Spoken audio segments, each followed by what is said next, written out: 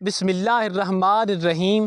السلام علیکم ناظرین کرام، سن 61 ہجری کا محرم شروع ہو چکا تھا۔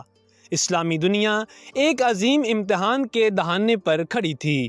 مدینہ منورہ سے مکہ مکرمہ تک اور مکہ سے عراق تک حالات تیزی سے بدل رہے تھے۔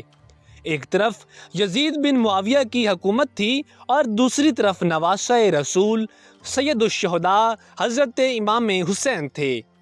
امام حسین نہ اقتدار کے طلبگار تھے اور نہ دنیاوی حکومت کے خواہش مند۔ ان کا مقصد صرف یہ تھا کہ اسلام کی حقیقی تعلیمات کو محفوظ رکھا جائے اور امت کو ظلم و جبر کے راستے پر چلنے سے روکا جائے۔ یکم محرم الحرام سن 61 ہجری کو امام حسین پاک کا قافلہ کربلا کے قریب پہنچا۔ اس سے چند دن پہلے حر بن یزید اپنے 1000 سواروں کے ساتھ امام حسین کے قافلے کا راستہ روک چکا تھا۔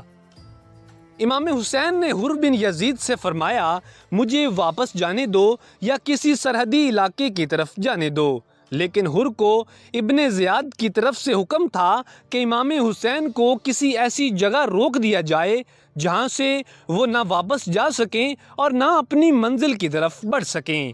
اسی دوران ایک سوار ابن زیاد کا نیا حکم لے کر پہنچا۔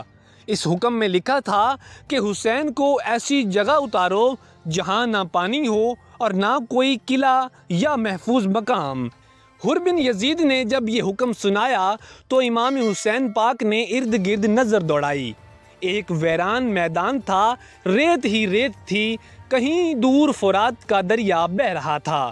امام نے پوچھا، اس زمین کا نام کیا ہے؟ لوگوں نے مختلف نام بتائے، پھر کسی نے کہا اسے کربلا کہتے ہیں۔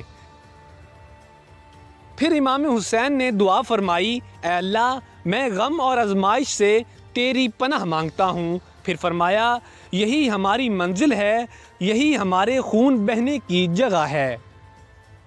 ناظرین کرام، امام حسین نے اپنے اہل خانہ اور ساتھیوں کو حکم دیا کہ خیمے نصب کر دیے جائیں۔ قافلے میں عورتیں، بچے، نوجوان اور بزرگ سب موجود تھے۔ حضرت زینب سلام اللہ علیہا، حضرت ام کلثوم، حضرت سکینہ، حضرت علی اکبر، حضرت علی اصغر اور دیگر اہل بیت موجود تھے۔ سادات کو یہ اندازہ تھا کہ چند دن بعد یہی میدان انسانی تاریخ کے عظیم ترین قربانی کے منظر کا گواہ بننے والا ہے۔ 2 محرم الحرام کو امام حسین نے باقاعدہ کربلا میں قیام اختیار کر لیا۔ تاریخ طبرا اور ابن کثیر کے مطابق اسی دن امام حسین کا قافلہ مکمل طور پر کربلا میں ٹھہر گیا۔ امام حسین نے وہاں موجود لوگوں سے زمین خریدی تاکہ بعد میں کسی کا حق ضائع نہ ہو۔ یہ امام حسین کے عدل اور تقوی کی عظیم مثال تھی۔ ناظرین کرام، کربلا کا موسم انتہائی گرم تھا۔ صحرا کی تپتی ہوئی ریت، چلچلاتی دھوپ اور پانی کی محدود مقدار نے قافلے کے لیے مشکلات پیدا کر دی تھیں، لیکن اہل بیت کے چہروں پر بے چینی نہیں تھی، ان کے دل اللہ کی رضا پر راضی تھے۔ 3 محرم الحرام کو عبید اللہ بن زیاد نے ایک بڑا لشکر روانہ کیا۔ اس لشکر کا سپہ سالار عمر بن سعد تھا۔ اس کے ساتھ تقریباً 4000 فوجی تھے۔ عمر بن سعد کربلا پہنچا اور امام حسین کے مقابل اپنی فوجی چھاونی قائم کر لی۔ عمر بن سعد نے امام حسین کو پیغام بھیجا کہ آپ یہاں کیوں آئے ہیں؟ امام حسین نے جواب دیا، کوفہ والوں نے مجھے بلایا تھا، اگر اب وہ مجھے پسند نہیں کرتے تو میں واپس چلا جاتا ہوں۔ یہ جواب سن کر عمر بن سعد نے ابن زیاد کو خط لکھا۔ اس نے لکھا، حسین واپس جانے کے لیے تیار ہیں، لیکن ابن زیاد نے یہ تجویز مسترد کر دی۔ 4 محرم الحرام کو مزید فوجیں کربلا پہنچنا شروع ہو گئیں۔ ابن زیاد مسلسل لشکر بھیج رہا تھا۔ مختلف قبائل کے لوگ زبردستی بھیجے جا رہے تھے۔ بعض لوگ دل سے امام حسین کے مخالف نہ تھے، لیکن حکومتی دباؤ کی وجہ سے فوج میں شامل ہوئے۔ ادھر کوفے کے عوام سخت خوف میں مبتلا تھے۔ ابن زیاد نے اعلان کر رکھا تھا کہ جو شخص امام حسین کی مدد کرے گا اسے سخت سزا دی جائے گی۔ بہت سے لوگ جو پہلے خطوط لکھ کر امام حسین کو بلاتے رہے تھے اب خاموش ہو چکے تھے۔ یہ تاریخ کا ایک افسوسناک باب تھا۔ ناظرین کرام، 5 محرم الحرام تک یزیدی فوج کی تعداد مزید بڑھ چکی تھی۔ بعض روایات میں تعداد 10,000 کے قریب بتائی گئی ہے۔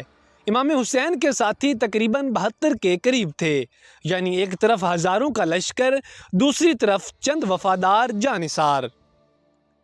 امام حسین نے کئی مرتبہ مخالف فوج کو خطاب کیا۔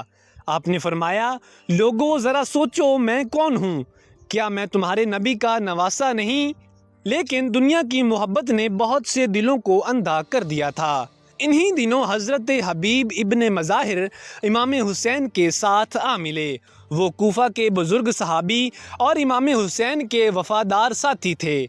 انہوں نے اہل کوفہ کو بیدار کرنے کی کوشش کی، لیکن خوف اور جبر کے ماحول میں کامیابی نہ مل سکی۔ ناظرین کرام، محرم کی پہلی 5 تاریخیں گزر چکی تھیں۔ کربلا کا میدان آہستہ آہستہ محاصرے کی طرف بڑھ رہا تھا۔ امام حسین اور ان کے ساتھی اللہ کی رضا پر مطمئن تھے۔ دوسری طرف ظالم کی فوج مسلسل بڑھ رہی تھی۔ اب آنے والے دنوں میں حالات مزید سنگین ہونے والے تھے۔ پانی بند کیا جانے والا تھا اور بچوں کی پیاس بڑھنے والی تھی۔